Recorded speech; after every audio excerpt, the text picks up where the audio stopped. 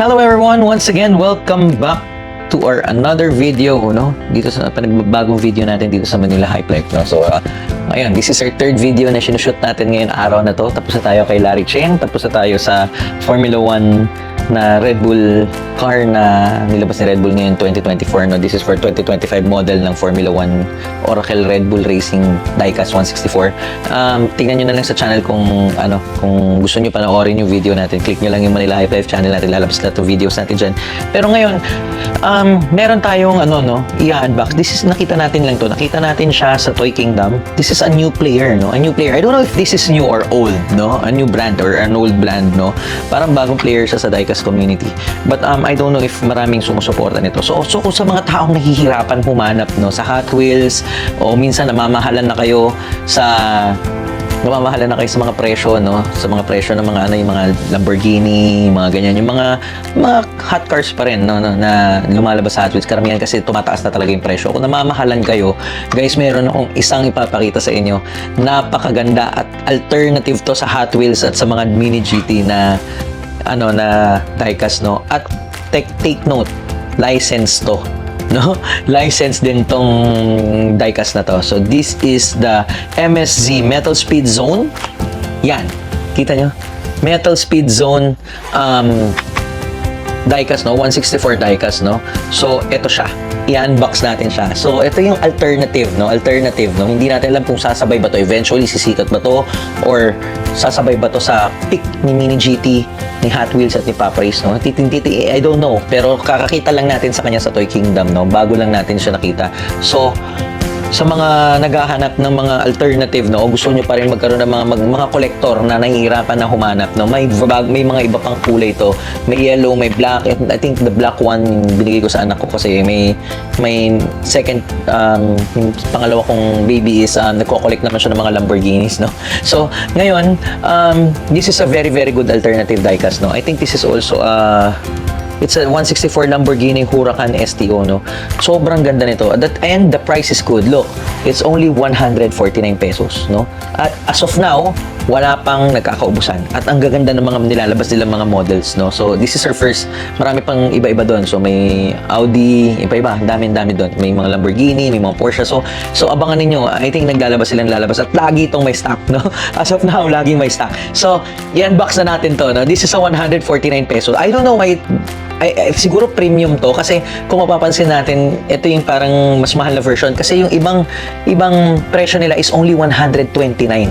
So silipin niyo sa Toy Kingdom, napakaraming mga models, no? So ito nakuha natin, nakalagay blue, pero kung makikita ninyo, nagi-glitter siya. So buksan na natin itong MSZ Zone. So tingnan natin, no? I think this is also a diecast.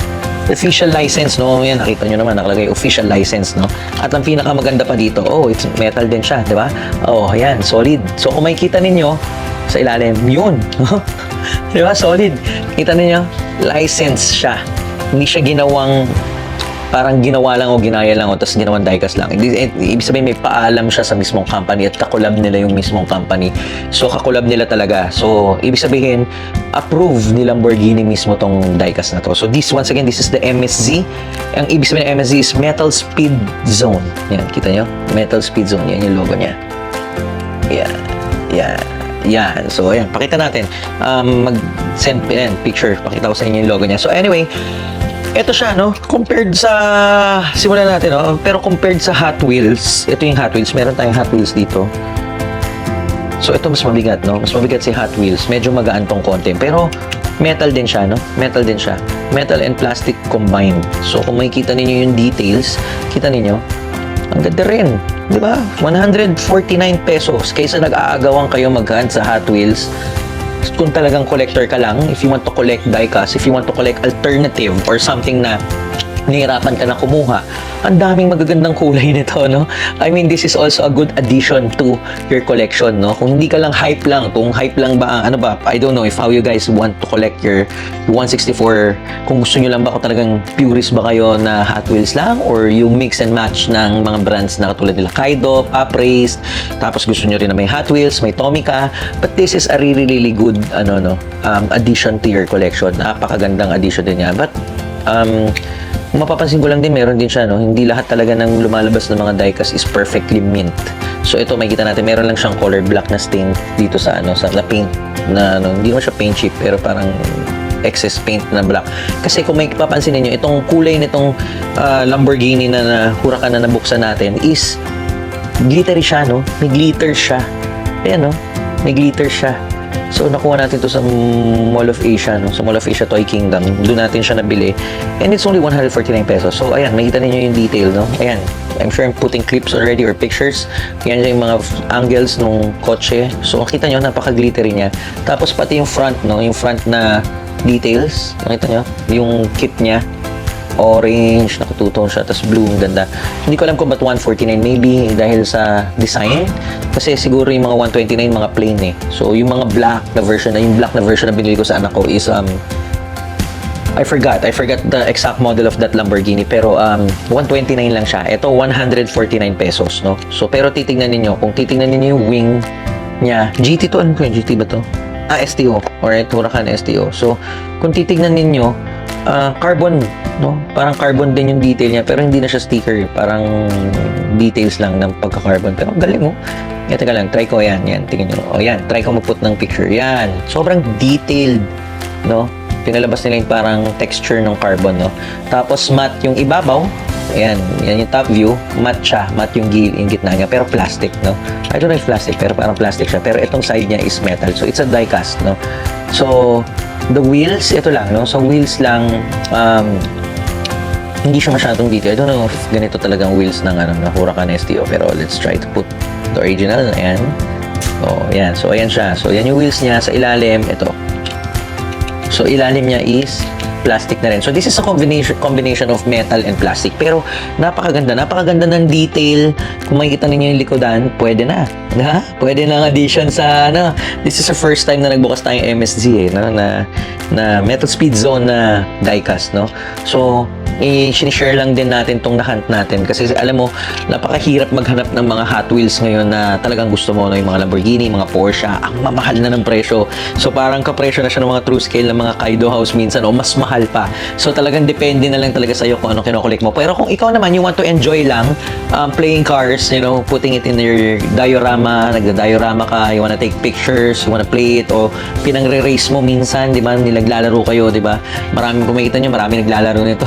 May video sila rin siya na ginawa niyang car meet sa bahay niya, nag-racing sila ng mga Hot Wheels. Pero, I mean, if nahihirapan kayo pero may kotse kayong gusto, subukan nyo sa MSZ, no? Subukan natin sa MSZ. Once again, we are not affiliated, no? FYI lang, we are not affiliated with this brand, no? Nakita lang natin talaga siya.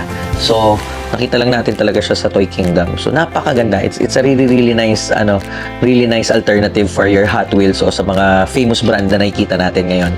So, this is only 129. Marami pa yata silang nilalabas na model. So, at least yun lagi may stock, no?